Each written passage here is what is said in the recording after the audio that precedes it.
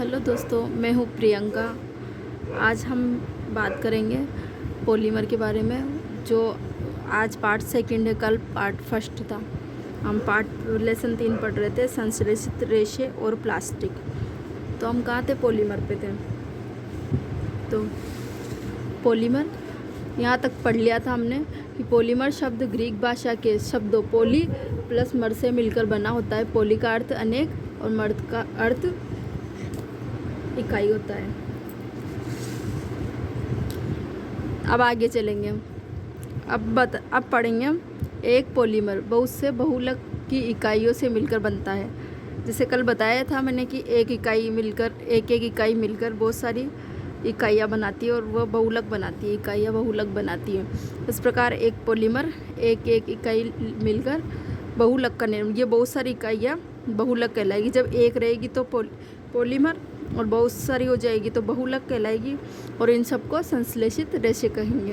इन सबको मिलाकर संश्लेषित रेशा कहेंगे। संश्लेषित रेशों के प्रकार रेयॉन, नायलॉन और पॉलिएस्टर और एक्रेलिक। पहला प्रकार है रेयॉन। रेयॉन रेशम कीट से प्राप्त किया जाता है। किससे प्राप्त किया जाता है? रेयॉन रेशम कीट से प्राप्त किया जाता है। इसकी खोज चीन ने की। इसका कपड़ा बहुत ही महंगा होता है। रेयॉन का कपड़ा बहुत ही महंगा होता है। 19वीं शताब्दी में रेशा काष्ठ लुगदी के रासायनिक उपचार से प्राप्त किया गया, जिसे कृत्रिम रेशम कहते हैं। मतलब 19वीं शताब्दी में वैज्ञानिकों ने रेशम को कैसे प्राप्त किया? काष्ठ की लुगदी यानी लकड़ी की लुगदी के रासायनिक उपचार से, रासायनिक प्रक्रम से इसको प्राप्त किया, जिसे कृत्रिम रेशा कहा गया। कृत्रिम रेशम मतलब मानव द्वारा बनाया गया। रेयॉन यह प्राकृतिक स्रोत की काष्ठ लुगदी से प्राप्त किया गया। रेयॉन तो रेशम काष्ठ लुगदी से के रासायनिक उपचार केमिकल से प्राप्त किया गया था। और ये जो प्राकृतिक स्रोत की काष्ठ लुगदी से प्राप्त किया, काष्ठ यानी लकड़ी से, ये मानव निर्मित रेशा है। ये तो रेयॉन तो मानव निर्मित रेशा है, मानव के द्वारा बनाया गया है। ये रेशम के से सस्ता होता है, रेशम से सस्ता होता है।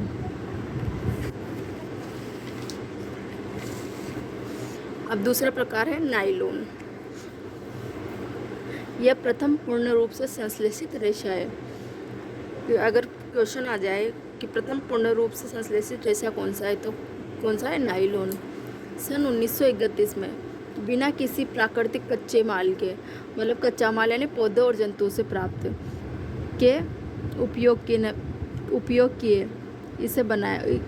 किए बिना इसे बनाया गया। मतलब बिना पौधों व जंतुओं से प्राप्त किए बिना इस नायलॉन को बनाया गया, बिना कच्चे माल के उपयोग के। इसका निर्माण कोयले, जल, वायु से किया गया। किससे इसका निर्माण हुआ? कोयला, जल यानी पानी और हवा से इसका निर्माण किया गया। मतलब इसमें कच्चा माल का उपयोग बिल्कुल भी नहीं हुआ है नायलॉन बनाने में। सन 1931 की बात कह रहा है ये। अब नायलॉन के उपयोग: रस्से, तंबू, दांत साफ करने के ब्रश, कारों की सीट बेल्ट, स्लीपिंग बैग, पर्दे, और ये तार, इस्पात के तार, पैराशूट और चट्टानों पर चढ़ने के लिए रस्से बनाने में किया जाता है। इसका उपयोग, नायलॉन का उपयोग किस किस में किया जाता है? और रस्से बनाने में, और चट्टानों पे चढ़ने वाली रस्सियाँ होती है ना, जो पर्वतारोही चट्टानों पे चढ़ते हैं पर्वतों पर, उसके। और पैराशूट होता है जिस पर रस्सियाँ लगी होती है। पैराशूट का निर्माण भी नायलॉन से होता है। तार का इस्तेमाल भी, तार बनाने में भी नायलॉन का इस्तेमाल होता है। अब नायलॉन के गुण। नायलॉन के क्या क्या गुण हैं हम बताएंगे। ये चमकीला व धुलने में सुगम होता है। मतलब ये अगर नायलॉन का कपड़ा देखेंगे हम तो वो चमकेगा, और अगर सूती कपड़ा देखेंगे तो उसमें इतनी चमक नहीं रहेगी जितने नायलॉन के कपड़े में रहेगी। और ये धुलने में सुगम होता है। मतलब इसको धोएंगे ना तो धोने में आसानी रहती है इसमें, इस कपड़े में। और सूती कपड़े अगर अपन देखेंगे नायलॉन के कपड़े में, और एक सूती कपड़ा और एक नायलॉन का लेंगे, अगर दोनों में दाग लग जाता है तो सूती कपड़े का दाग मुश्किल से निकलता है और नायलॉन का जल्दी निकल जाता है। नायलॉन का रेशा प्रबल होता है। प्रबल यानी मतलब अच्छा होता है, मजबूत होता है। और नायलॉन प्रत्यास्थ व हल्का होता है, मतलब ये नायलॉन प्रत्यास्थ यानी खींचने में सहायक व हल्का होता है, मतलब इसमें वजन नहीं होता है इसके कपड़े में। अब तीसरा प्रकार है पॉलिएस्टर और एक्रेलिक। यह एक संश्लेषित रेशा है। कौन सा ये रेशा है? ये संश्लेषित रेशा है, मानव निर्मित। इस रेशे से बने कपड़े में सिलवटें नहीं पड़ती हैं। इस रेशे के जो कपड़े बने होते हैं इसमें सिलवटें नहीं पड़ती है, वह आसानी से धोया जा सकता है। इस पॉलिएस्टर को भी आसानी से धोया जा सकता है। टेरिलीन एक पॉलिएस्टर है। अगर आ जाए पॉलिएस्टर का उदाहरण लिखिए तो कौन है? टेरिलीन। टेरिलीन एक पॉलिएस्टर है। अब बात करेंगे हम पीईटी की, यानी इसकी फुल फॉर्म भी आ सकती है। पीईटी की फुल फॉर्म क्या है? तो पॉली एथिलीन टरथेलेट। क्या है? Poly ethylene terephthalate. यह एक प्रकार का पॉलिएस्टर है। पॉलिएस्टर क्या है? पीईटी। ये क्या है? एक प्रकार का पॉलिएस्टर है। इसका उपयोग पीईटी का उपयोग किस किस में काम आता है? पीईटी बोतल, बर्तन, तार बनाने में किया जाता है। पीईटी के भी तार भी बने होते हैं, बोतलें भी बनी होती है, बर्तन भी बने होते हैं, तार बने होते हैं। हाँ, पॉलिएस्टर एस्टर की अनेक इकाइयों से मिलकर बना होता है। ये पॉलिएस्टर किससे बना होता है? नाम से पता चल रहा है कि पॉली और एस्टर। तो एस्टर की पॉली यानी अनेक, तो एस्टर की अनेक इकाइयाँ, बहुत सारी इकाइयाँ मिलकर पॉलिएस्टर बनाती हैं। तो एस्टर की अनेक इकाइयाँ से मिलकर बना होता है। एस्टर एक क्या होता है? रसायन होता है, एक केमिकल होता है। एस्टर फलों को उनकी गंध प्रदान करता है। जो हमें फल मिलते हैं उन फलों में जो गंध होती है ना, तो वो एस्टर से ही मिलती है। फलों में एस्टर होता है, एस्टर के कारण ही फलों से गंध प्राप्त होती है हमें। एस्टर के उदाहरण, अब एस्टर में क्या क्या आता है? पॉलीकोट, पॉलीवूल, टेरिकोट आदि। अब पॉलीकोट किससे मिलकर बना होता है? पॉलिएस्टर व कपास का मिश्रण। अगर आ जाए कि पॉलीकोट किससे मिलकर बना होता है, तो हम कहेंगे पॉलिएस्टर व कपास के मिश्रण से पॉलीकोट बनना होता है, पॉलीकोट।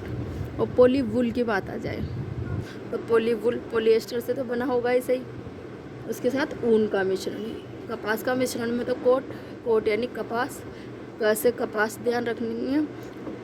कोट में का आ रहा है, कपास में भी का आ रहा है, पॉलिएस्टर तो दोनों में ही आ रहा है। वूल अपन ऊन को अंग्रेजी में वूल कहते हैं, तो वूल से पता रहेगा। पॉली से तो पता चल रहा है पॉलिएस्टर, वूल से ऊन, तो ऊन का मिश्रण पॉली और वूल से। अब आएगा संश्लेषित रेशों के गुणधर्म। क्या क्या गुणधर्म है संश्लेषित रेशों के? ये कम महंगे होते हैं अर्थात सस्ते होते हैं। संश्लेषित रेशे क्या होता है? सस्ते होते हैं और ये आसानी से उपलब्ध होते हैं। ये कहीं हमें मार्केट में भी कहीं पे भी इसके कपड़े मिल सकते हैं, कहीं पे भी उपलब्ध हो जाते हैं, हमेशा हर जगह पे। संश्लेषित रेशे प्राकृतिक रेशों की अपेक्षा कम जल सोखते हैं। ये संश्लेषित रेशे होते हैं जो प्राकृतिक रेशों की अपेक्षा कम जल सोखते हैं, मतलब इनको गीला करेंगे तो ये इनका वजन कम रहेगा, ये पानी कम सोखेंगे। अगर प्राकृतिक रेशे रहेंगे तो अपन उसको पानी में डालेंगे तो बहुत सारा जल सोख लेंगे, तो उनका वजन भी ज़्यादा हो जाएगा। इस तरह संश्लेषित रेशे कम जल सोखते हैं और सूखने में कम समय लेते हैं। जब पानी कम सोखेंगे तो वो सूखेंगे भी जल्दी।